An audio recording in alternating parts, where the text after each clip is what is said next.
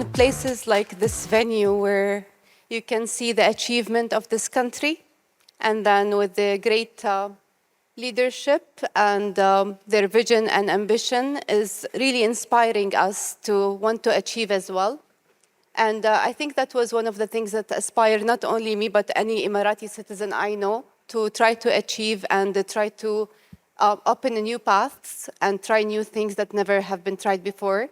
And closer to home, I would say I've been also blessed to be surrounded by very strong individuals. And it's a bit different, but my sister was actually the first female Emirati female pilot in the Air Force. And she was actually my inspiration, and she was the one who encouraged me to seek a job in aviation. But I chose to go for a different field in commercial, so that's how it started for me.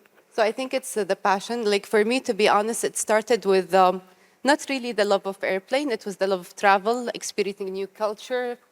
But now, if you ask me, I don't care which is the destination I'm flying to. It's the journey, the flight, that really is what gives me the joy. And it is always inspiring. And every time, you know, like I always brag about it, and I'm not ashamed. I have the best office views. And I think it keeps you driven, you know, like every time you watch like a sunset over a new destination, and it's just unreal. Yeah. So I would say it's the passion definitely that started it, and then it kept it going. But nowadays, flying an airplane is like a video game. It's operated, it's called fly-by-wire. And it's like literally like the control is not direct into the aircraft, because you can see a massive aircraft, but the control is actually by computers. So it's like a video game more than actually having to carry all these heavy wings. So it's it has evolved a lot quicker than driving. It's very interesting because especially when I do Arabic destinations or destinations closer to home, because I have to make a PA announcing, welcoming the passengers into the flight and announcing my name as the captain of the flight. And a lot of the time, the cabin crew would come to me and say, before the aircraft take off, we can see your photo in their phones. People are Googling you. And a lot of landings, I hear claps, and I always appreciate it. And it's always, so I've been getting a lot of support, and it's been very promising. But even like I was expecting it from the ladies, but I've been having that also from the men. And as I told you, my sister's story is also quite big in the UAE. She's an inspiration for many generations. So a lot of people would come in and greet me, thank me for the flight, and then say, please say hello to your sister. I'm like, inshallah, I will do.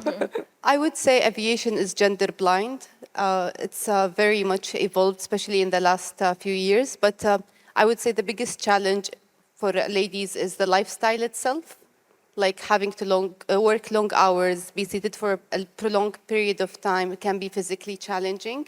And because they don't put any different restriction, like if you're a pilot, you do the same amount of flights if you're a male or a female. So I would say the lifestyle and adjusting and adapting to it requires a lot of time and discipline, but you get there eventually. It's really a precious thing, to be honest. Like I remember when I first started, like many years ago, I was more focused on the procedure because I was flying with training captains. So every time I'm in a flight, I'm focusing on, like, we have a lot of memory items to do, a lot of memory checklists to do, a lot of flows, a lot of buttons. If anyone have been to the cockpit, they would know a lot of buttons to remember and memorize and know the function of each. So I was more focused on the technicality of the flight. And I would never forget how one day, after arriving in a destination, I was jumping into trying to prepare for the other sector, because usually like it was a return flight, like we're going to a destination and returning to our base. And the captain stopped me and he said to me, please step outside with me and I want you to greet the passengers goodbye. And just as I was standing and I was seeing families, friends, there was a woman walking with her baby. And then you realize like, oh wow, this is what I'm carrying with me. This is, and even him, he told me, and it resonates with me till today, when that captain told me, you see all those people, you are responsible for their lives. And it resonates with you. And from there, I will never forget it. Like, it's not just the aircraft, it's not just the operation, it's the people's life on board. That is really what you are carrying.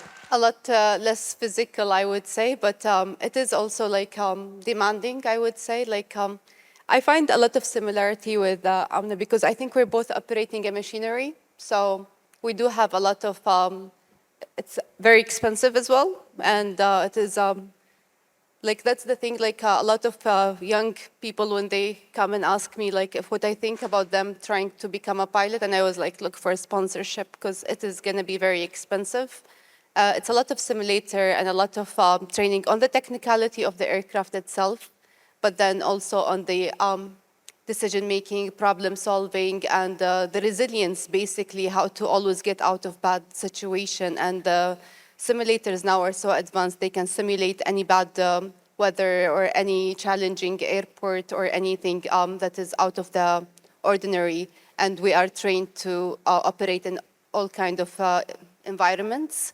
So it is really like, that's what I always say, like when I say aviation is gender blind, it doesn't matter since I was a first officer or a second officer until today I'm a captain. I always trust that the person sitting next to me is not there unless he is well qualified to be there in that seat, which is always giving me comfort because then you can focus on the work and because there is always this trust in the process that people have to go through to reach that place. Yeah. How do you make a good decision under pressure? Do you have any advice? I would say resilience and situational awareness. Basically, it all started like even like if you wake up on a day and it's foggy outside, that's when your brain starts working and you have to go to work and you start making decisions. For us, it's always like, how do I make it there safer, as safe as possible, and as efficiently as possible? So that's basically how it is, like collect as much facts and data and then weigh the risks involved. Like, what if I left now? What if I call my boss? What if, and that's how it is. You actually balance and assess, and you keep going from there. It's more like really the biggest challenge for any aviation commercial pilot is the lifestyle itself. Even though you love it at times, you hate it at times, especially when you start missing out on Eid with the family, missing out on being able to fast during Ramadan, missing out like birthdays and family events and social events. And it takes a toll on your personal life. And you have to always remind yourself of the satisfaction of the job and remind yourself of the, like, why you're doing it. And I think like the social aspect is really the hardest, the lifestyle itself.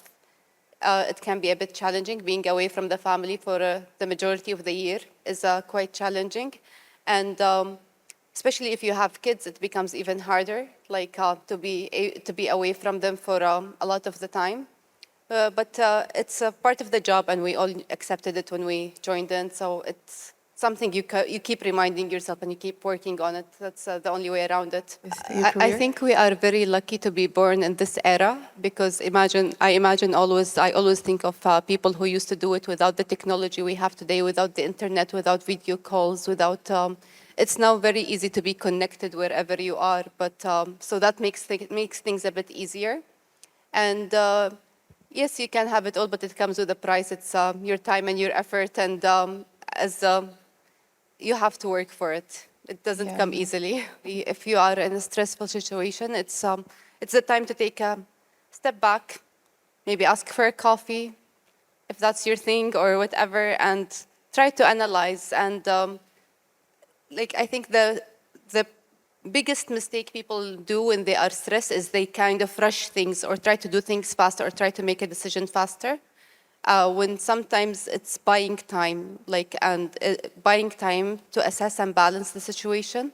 That really what will get you out of the stressful scenario, not really rushing into getting out of it, rather than staying calm and trying to revert back to the normal, which is that's what I personally do, and I think I hope it makes sense to everyone. But for me, that's the best way, to just take time and analyze the situation. To be honest, I always try, and I have had my family, friends, and colleagues always reminding me to celebrate my achievement. But I've been blessed with a company and a management team that are very supportive, and they've always celebrated my own achievement. For me, I would say too, First one to be the first Emirati piloting the A380, which is the world's largest commercial aviation airplane. And of course, the second one is getting my command upgrade, so becoming a captain. And that was also for me the two greatest moments in my career. I would say seek inspiration. And like today's event is the biggest example of ways to seek inspiration. Even just watching the news, like even for me, I'm still inspired watching other people, like just seeing the story of the UAE astronaut going on the longest mission for the UAE to the International Space Station is inspiring. So seek inspiration and then know your passion and follow the passion, because if you love what you do, you will excel in it more.